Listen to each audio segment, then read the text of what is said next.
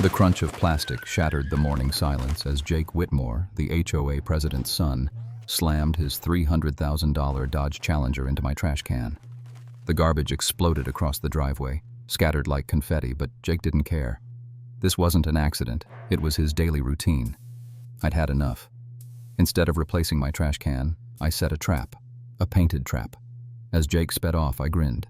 This time, he wasn't destroying my property, he was ruining his own. One more hit, and his prized Dodge would be covered in paint. But here's the kicker. It was all perfectly legal. Jake Whitmore, the HOA president's son, was used to getting away with anything. He had the look of someone who never faced consequences, always with a smug grin plastered across his face. At 26, driving a $300,000 Dodge Challenger, Jake's sense of entitlement was bigger than his car. His mother, Brenda Whitmore, was the HOA president of Pinewood Gardens, a position she wielded like a scepter. She kept the neighborhood under her thumb. And her son? Well, Jake had the freedom to do as he pleased, especially when it came to his neighbors. Jake's routine was simple. Every morning, he would drive his gleaming, oversized Dodge Challenger down the street, wait for the garbage truck to arrive, and then deliberately ram his vehicle into my trash can. It wasn't an accident. It was calculated. And when I started to notice the pattern, I realized he was doing it on purpose. The worst part? Brenda, his mother, would back him up every time. She'd smile and dismiss my concerns, claiming it was just a part of living in a tight neighborhood, as if property destruction was somehow a given. To her, it was always someone else's fault, never her precious son's. As I watched Jake's Dodge Challenger speed past my driveway once more, I could almost hear him laughing in his head, thinking I wouldn't fight back. But he didn't know me. I wasn't going to let a spoiled HOA brat ruin my peace. I didn't plan on moving to Pinewood Gardens, but life has a funny way of nudging you toward things you didn't expect. After my divorce, I needed a fresh start, and this quiet suburban neighborhood seemed like the perfect place to raise my two kids, Emma and Tyler. A decent house, good schools, a safe neighborhood, everything I needed to give them some stability. The HOA, I thought, would just be a formality. Little did I know, it would become a battleground. The first few months were uneventful. We settled into our new routine. Emma and Tyler were adjusting well to their new schools, and I was busy with my work as an electrician. But the minute I met Brenda Whitmore, the HOA president, I knew I was in for trouble. She had a way about her that screamed control. Always impeccably dressed, with a smile that was just a bit too tight, like she was constantly watching for any opportunity to enforce some rule. It didn't take long for me to realize she wasn't just following the HOA guidelines. She was living them, breathing them, like they were the very air she needed to survive. Brenda's son, Jake, was cut from the same cloth, spoiled, entitled, and completely untouchable because of his mother's influence. At first, he seemed harmless enough, driving his flashy Dodge Challenger down the street every morning, always just a little too fast. But then the accidents started, or what I now realize were deliberate acts of harassment. It started innocently enough. One morning, I was getting the kids ready for school when I heard the familiar sound of an engine revving.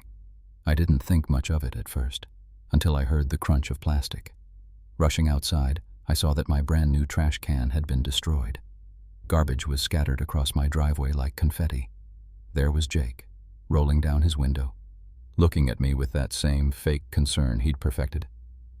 "These streets are just so narrow," he said, with an exaggerated sigh. "I hope you weren't too attached to that old thing." The truth hit me then. This was no accident. Jake had deliberately rammed his car into my trash can, and his mother was going to let him get away with it. I didn't make a scene. I picked up the mess, kept my cool, and moved on. But the next Tuesday, it happened again, and the Tuesday after that. By the time the fourth trash can was destroyed, I realized I was dealing with something much bigger than a careless neighbor. Jake wasn't just destroying my property, he was testing me. And Brenda, with her fake smiles and passive-aggressive ways, was right behind him, supporting every move he made. I couldn't keep replacing trash cans indefinitely. So I decided it was time to fight back. But I wasn't going to do it the way Jake expected. At first, I told myself it was just bad luck. One day, Jake accidentally hit my trash can with his shiny Dodge Challenger. The next week, it happened again. and again. By the fourth time, I knew something was up. Every Tuesday, like clockwork, Jake would roll past my house, rev the engine of his expensive car, and slam into my trash can, sending garbage flying across the driveway. It was no accident. I tried to catch him in the act, but he was always quick to drive away, his face hiding behind a wall of tinted windows. I couldn't prove it yet, but the pattern was clear. He was doing this on purpose. The sound of his car hitting the can became a daily routine, almost like a signal. And every time I was left cleaning up his mess. I didn't make a fuss about it at first, figuring I'd just replace the trash can and move on. But by the third week, I started to wonder if Jake thought I was an easy target. That's when I realized I couldn't keep replacing the cans and letting him get away with it. When I confronted Jake for the first time, I wasn't expecting an apology. I asked him, as politely as I could, if he had noticed what was happening to my trash cans. His response was dismissive at best. "It's just a trash can," he shrugged. "What's the big deal?" But the bigger deal was that his mother, Brenda, was the HOA president. She controlled everything in Pinewood Gardens. When I tried talking to her, she smiled that tight, practiced smile of hers and waved off my concerns. "It's just a misunderstanding, Marcus," she said. "Jake is just getting used to the neighborhood." I felt helpless. The HOA rules were supposed to protect us, but it seemed they only protected people like Brenda and Jake. I was on my own. I had to take matters into my own hands. One morning, after yet another trash can collision, I found more than just the trash scattered around. My mailbox was knocked off its post, sitting crookedly on the sidewalk. That was the final straw. Not only was my property being destroyed, but now it was affecting the rest of the neighborhood. I had to fix the mailbox and clean up the mess again, and this time I was getting fed up. The thought of spending another weekend fixing something Jake had deliberately destroyed was too much. That's when I decided to get creative. I wasn't just going to replace the trash can again. This time, I was going to make sure Jake got the lesson he needed, and one he would never forget. I filed a formal complaint with the HOA about Jake's repeated destruction of my property. I even brought in video evidence from my security cameras, capturing each collision clearly. But when I showed up at the board meeting, Brenda's influence was evident. She brushed off my complaint, claiming it wasn't worth investigating. It became clear to me that Brenda's position in the HOA was shielding Jake from any real accountability. She didn't care about the damage, and the HOA board was either too afraid or too comfortable to take action. I needed something that would stop Jake in his tracks. I spent the next few nights researching city ordinances, HOA regulations, and anything that could give me leverage. What I found was crucial. My placement of the trash can was legally compliant. There were no rules in the HOA bylaws that restricted the type of container I could use, and city code specifically allowed trash cans to be placed within 3 feet of the curb on pickup days. With this new information, I was ready to take action. With everything in place, I decided to make the ultimate move.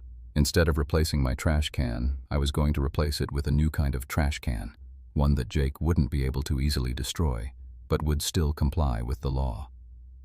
I built a new trash container, but this wasn't just any regular bin. I found a 55-gallon drum, the kind used for industrial storage. I reinforced it with a steel frame and coated it with a special paint designed to cling to surfaces and be incredibly difficult to remove once it dried. The paint wasn't toxic or permanent, but it would cover any car that came into contact with it. And Jake's white Dodge Challenger, his pride and joy, was about to become its victim. On Monday morning, I placed the new drum at the usual spot by the curb. When Jake came speeding down the street in his Challenger, I saw the same familiar rev of the engine. He was on autopilot, not expecting anything different. This time, however, the trash can didn't break. Instead, his car made a sickening thunk as it collided with the drum. Bright orange paint splattered across his pristine white vehicle, on the hood, the windshield, and the sides. Jake slammed on the brakes, realizing too late what had happened. I stood behind my window, sipping coffee, watching as his shock and frustration painted his face. The paint, which I had carefully chosen to adhere to any surface it touched, was already starting to dry and set into the car's paint. The best part? This wasn't vandalism. It was legal. I had made sure of that. Jake, on the other hand, had no idea he was about to get a lesson in humility. By Tuesday morning, the neighborhood was buzzing. Jake's pristine Dodge Challenger, now covered in bright orange paint, was parked in front of my house. The damage unmistakable. The neighborhood kids were already taking bets on how much it would cost to fix. I could hear the murmurs from my driveway. It was clear the tables had turned. Jake wasn't happy. He stormed up to my front door, his face flushed with anger. "What the hell is this?" he yelled, pointing to his car. "You ruined my car. What did you do to it?" I stayed calm, leaning against the doorframe with my arms crossed. "You know, Jake, it's a funny thing about paint. It has a way of sticking to things when you hit them hard enough, especially when you keep hitting them on purpose." His eyes widened with realization. He knew exactly what I was talking about now, but he wasn't about to back down. "This is harassment. I'll report you to the HOA. My mom—" Before he could finish, Brenda appeared from across the street, walking briskly toward us with that perfect, condescending smile plastered on her face. "Marcus," she said, her tone sugary sweet, "what in the world is going on here? Why are you vandalizing my son's car?" I raised an eyebrow. "Vandalizing? Brenda, I don't think that's what you call it when I legally modify my trash can, do you?" Her smile faltered slightly, but she pressed on, trying. Brenda's eyes shot to Jake's car, then to me, and then back again. "This is ridiculous. Jake is a good boy. I couldn't hold back my smirk. "Funny. I thought your son was—" The tension between us was thick, the air charged with frustration. But this wasn't just about the trash can anymore. It was— As Brenda opened her mouth to protest again, I interrupted, pulling out my phone. "I think you need to see this." I showed her the footage from my security cameras, the ones that had been recording Jake's daily hits on my trash cans.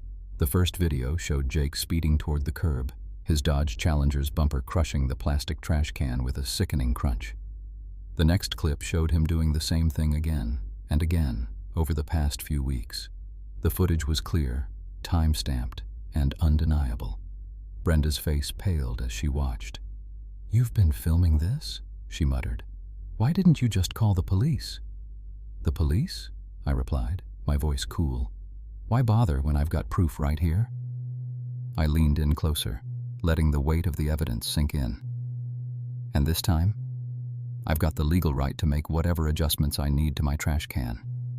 Your son, on the other hand, doesn't have the right to destroy other people's property just because he's got a fancy car." The video played on, showing Jake's repeated collisions and the damage he caused. It was hard for even Brenda to dismiss the truth when it was staring her right in the face. Jake shifted uncomfortably, looking between his mother and me, but remained silent. As Brenda's protests grew weaker, a car pulled up to the curb, followed by 2 officers, Officer Martinez and another cop from the local precinct. I hadn't called them, but I didn't mind the timing. Officer Martinez stepped out of the car, his eyes scanning the situation with a practiced gaze. "I'm here because I was told there was some kind of property dispute?" Brenda opened her mouth to speak, but I cut her off. "Officer Martinez, this is Brenda Whitmore, the HOA president. Her son has been damaging my property for weeks. I've got evidence right here." I handed him my phone, and he took a quick look at the footage. Brenda's face turned an unnatural shade of red. "This is absurd. I won't stand for this kind of harassment."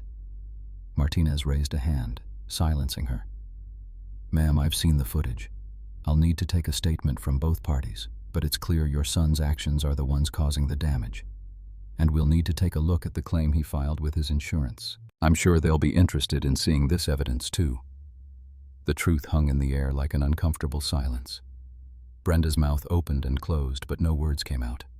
She was caught, her son's actions exposed, her authority crumbling. It was like watching the final pieces of her empire fall apart. "Jake," Officer Martinez said, turning to the young man, "you're going to need to file a proper report, and you'll be responsible for the damages here." Jake's face darkened as he realized what was happening. Brenda's attempt to control the situation had backfired. She had always gotten her way in this neighborhood, but today her power was slipping through her fingers. The following days were filled with a sense of calm that I hadn't felt in a long time. The HOA meeting was a turning point not just for me, but for the whole neighborhood. Brenda's once iron grip on the community had shattered. The residents, who had previously been too afraid to speak out, were now joining forces to demand accountability. At the meeting, neighbors who had been silent for so long began to stand up one by one, sharing their own stories of how Brenda had abused her position. Mrs. Olivia, the elderly woman across the street, was one of the first to speak. "I've watched it happen," she said. "Every week, Jake driving past Marcus's house, running over his trash can. It's not an accident. It's harassment." The room was silent for a moment as her words sank in. Then more neighbors started sharing their frustrations about the harassment, the selective rule enforcement, and the favoritism that Brenda had shown her son. I stood back and let the truth speak for itself. When the vote came, it wasn't even close. Patricia Lopez, who had been fighting for transparency all along, made the motion to suspend Brenda as president. The board voted unanimously. Brenda was out. Jake stood beside his mother, his face full of shock. But there was nothing he could do now. The community had spoken, and they had made their choice. With Brenda removed from the HOA, things began to move quickly. The neighborhood's focus shifted to the financial mess she had left behind. An official audit of the HOA's finances revealed over $47,000 in misappropriated funds. The contracts Brenda had awarded to her family business, Whitmore Construction, were investigated. It was clear the money had been funneled from the homeowners directly into her pockets. Brenda's insurance claim for the damage to Jake's car was also rejected. The evidence, including the video footage of Jake deliberately ramming his car into my trash can, made it impossible for her to claim it as an accident. The insurance company not only denied the claim, but referred it to their fraud unit. As the legal fallout continued, Brenda was forced to pay back the stolen funds and had her contractor's license revoked. The damage to her reputation was irreversible.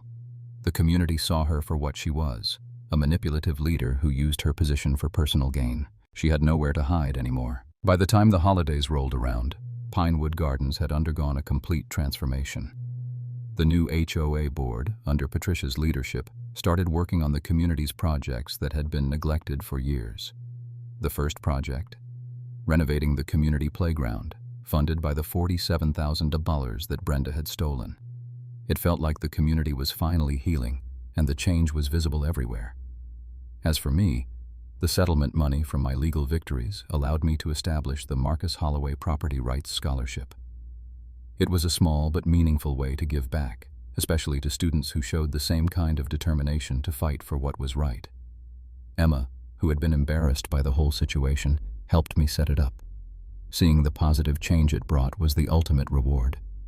Tyler, on the other hand, was inspired to start a YouTube channel called Suburban Justice.